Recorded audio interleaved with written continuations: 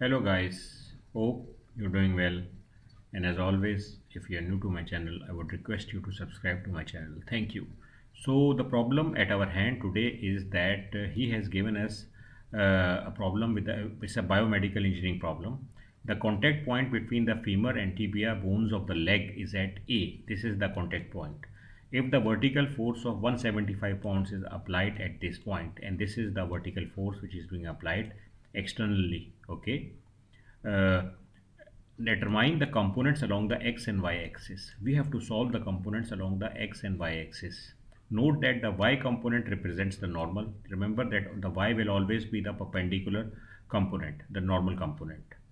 Uh, and as also the load bearing region of the bone. Both the x and y components of the force cause synovial fluid to be squeezed out of the bearing space. I don't know what it is because I'm not a biomedical engineer. Maybe they can tell you what is a synovial fluid. I don't know, sorry. But I will just do the mechanics of it for you guys.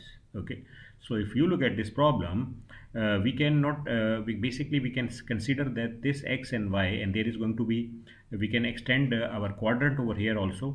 If you look at it, we can say that if this force is extended along the line of action downwards, so then we can very easily consider it like this.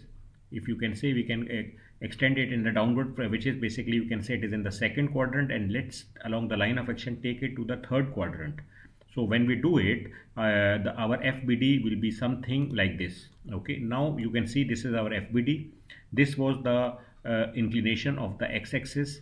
So what we do is that again, for this force, we basically, since it has come out into this quadrant, and basically this was the inclination slopes, so we added up on the this resultant force, this inclination for the axis, which is 12, 5 and 13. And now what we can do is very simple. We'll resolve along the x and y. Okay, we took it down because of the sliding nature of the force, the principle of transmissibility. And we know, according to head and tail rule, this will be my x, this will be my y, and we have made a parallelogram law of force methodology over here. Okay, and remember, now when we resolve it along the x-axis, it will be 175. Which component is parallel to the x-axis? This one. So it will be 175 5 upon 13, and you can see from head to tail its direction along the positive x. What about fy? Fy will be again 175. What will be perpendicular? This is the perpendicular moment, 12 upon 13, and it is 162 pounds. But you can see this fy is towards the negative y-axis and not towards the positive y-axis, so it is minus 162 pound force. Okay, so this is how you basically tackle these problems. Thank you.